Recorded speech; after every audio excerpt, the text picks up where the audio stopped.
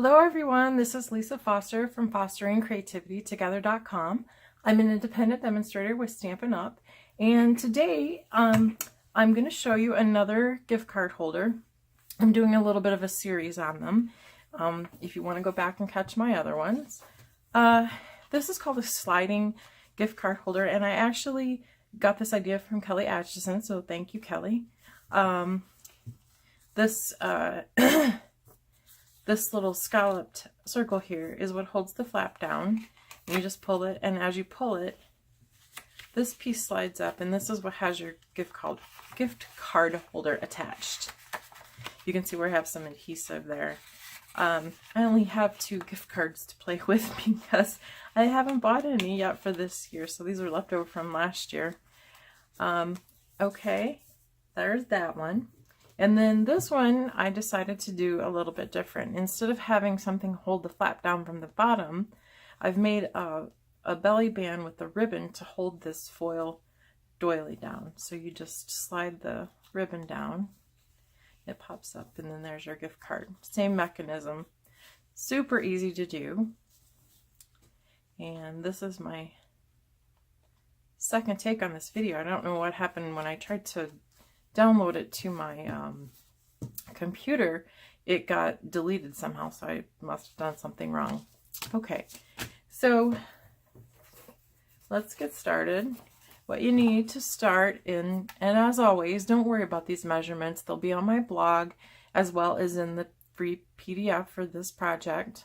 I always give one of those. So just relax, watch the video, and I'll tell you the measurements quick, but don't scurry to write them down. This is 4 inches by 11. This is Whisper White. This is another piece of Whisper White, which measures 5 inches by 2 3/4. This DSP is the Merry Music DSP that's in the holiday catalog, and it's a specialty DSP.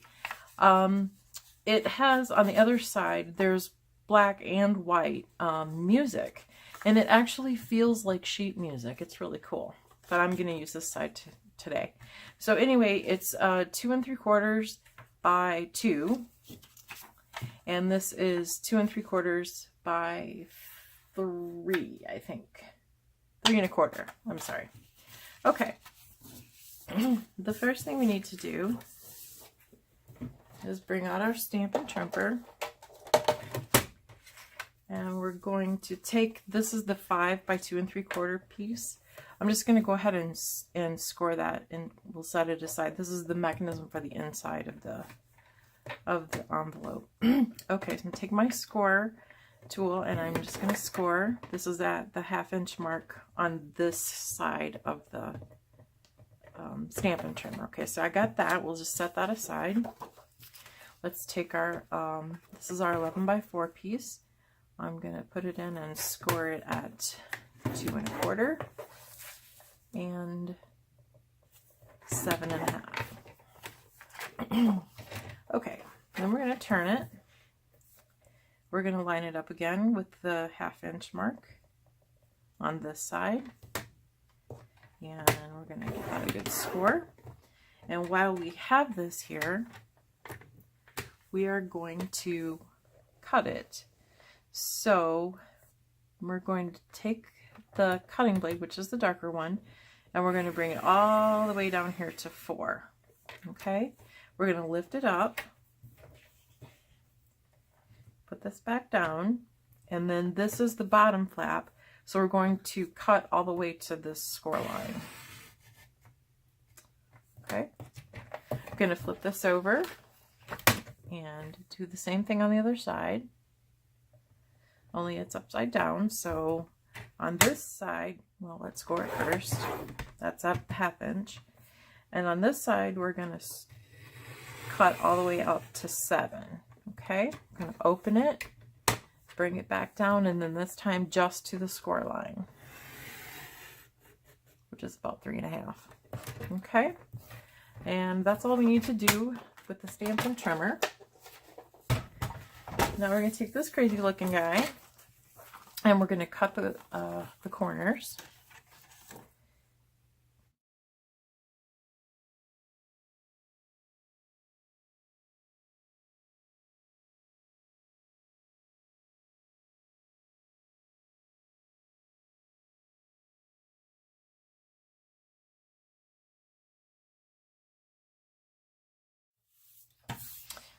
Okay, now we're going to fold everything here. Ooh, I forgot the most important thing. We're going to round the corners. And ever since I figured out that I had my envelope punch board to round corners, I think I got to round every corner there is. Because I love rounded corners, and I was so bummed that we didn't have a corner rounder, and then I figured this out. I was like, great. And this is even actually better than a regular handheld punch, because you can do a couple of layers of cardstock with this, so that's always a plus.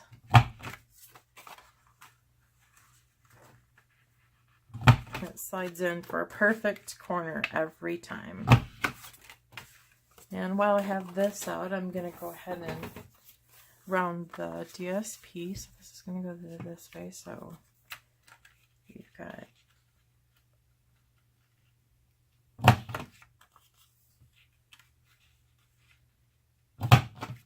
that. So it's going to go like that. And then this one is going to go like this. So we need these two.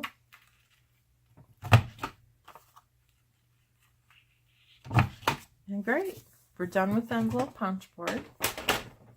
Okay, I'm going to go ahead and put my DSP on the outside before we put it together.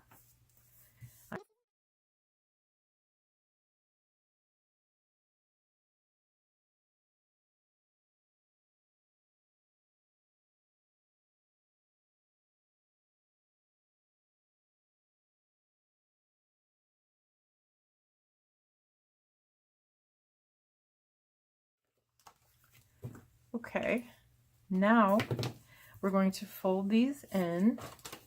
Take a bone folder. Always reinforce your folds when you're doing anything like this. I forget sometimes, and then when my project is completed, I really wish that I would have done that. Okay. I'm going to use some fast fuse. You could use tear and tape, or you could use glue, but I don't want to wait for the glue to dry. Need something stronger than snail, because this is going to hold a moving mechanism. So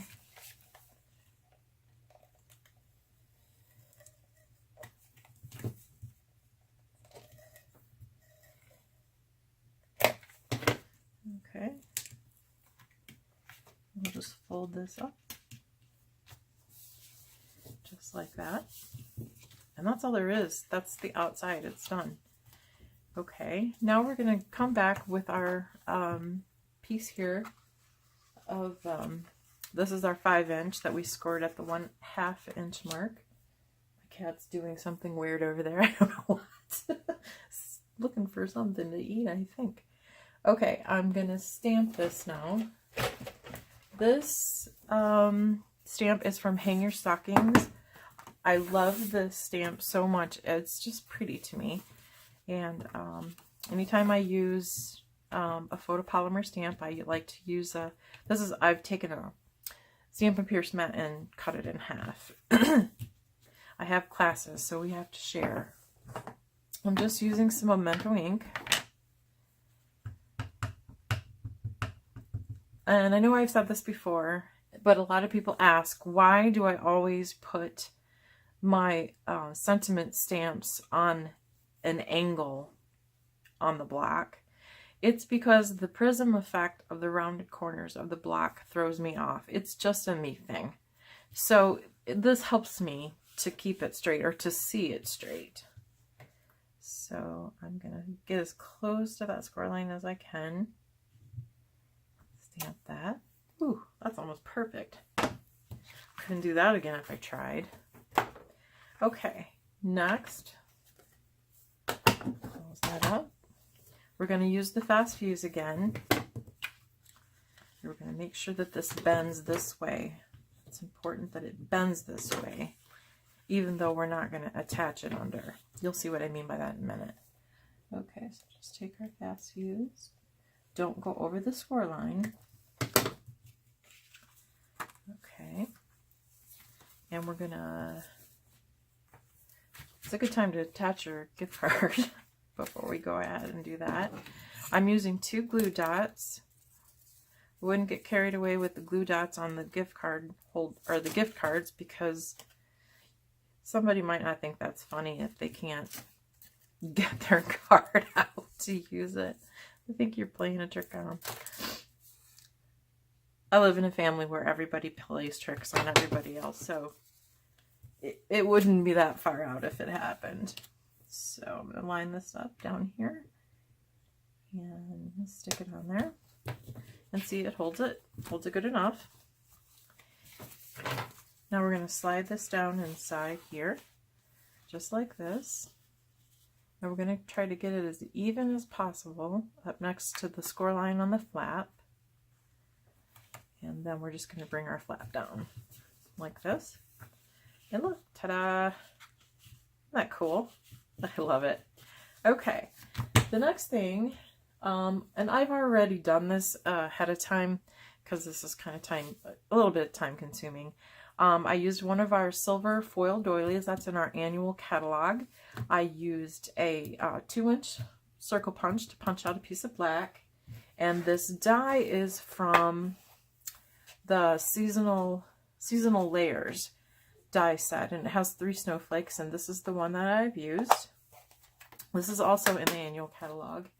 And then I just used our jewels on every other one, and then a larger one in the center, and I adhered this together with the fast fuse.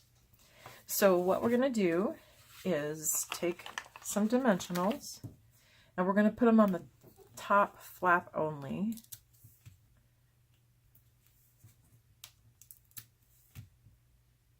Okay, that way we don't go past where we need to be. Take this off.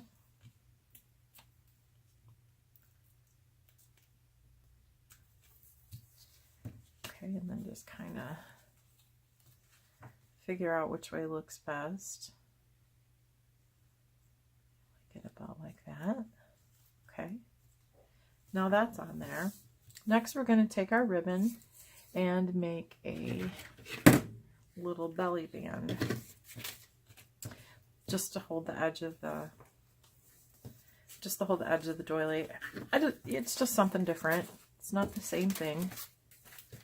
Usually our belly bands are made out of cardstock, but this time I'm going to do something a little different. Okay, that's probably too long. Is it better too long than too short, right? Okay. We're going to pull this around like this. Oh yeah, that's way too long.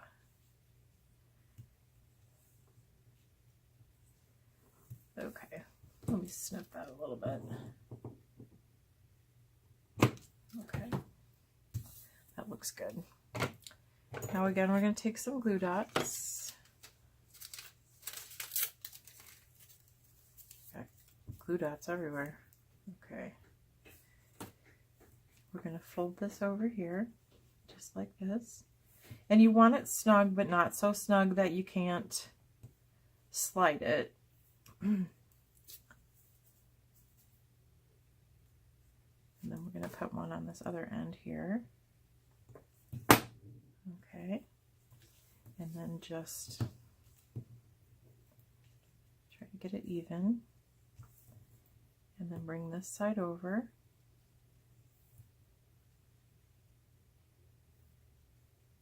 Move it down just a little bit. And then this side, you just bring them together, lining them up. Just like that. Okay. So see, you have your little band that slides up and down, and you can slide it back up over the doily. Oh sure, it's not going to cooperate now. Trust me, it does work. You saw that in the beginning of the video. Okay. And then all I did was I have the silver ribbon that's in the annual catalog as well. And you guys know I can't tie a bow, so I tied it on my bow jig. And it's a double bow. And I'm going to take another glue dot and stick it on the back of this guy. And just place it right here to kind of hide that seam. And there we have it. What do you guys think? I think it's pretty. Let me trim this just a little. Okay, great. Perfect. Well, I hope you've enjoyed watching this, and I hope you like my little different take on a widely used gift card holder. If you live in the United States and don't have a Stampin' Up! Demonstrator, I would love to earn your business. The information on how to contact me is on my blog. In the description below is the link to my blog post where you can get all the measurements and all the products that I use, as well, again, as the free PDF. So please subscribe to me up in the right hand corner. Just click on my head, and that way you won't miss any more videos. Like I said, I have a couple more coming up on gift card holders, and then I have some other Christmas projects to show you as well. And if you'd like to see one of the other gift card holders and you haven't seen all of them, click in the left hand side and it'll take you to one of those videos. Well, I guess that's it I have for you today, and I hope you have a wonderful afternoon. Talk to you later. Bye-bye.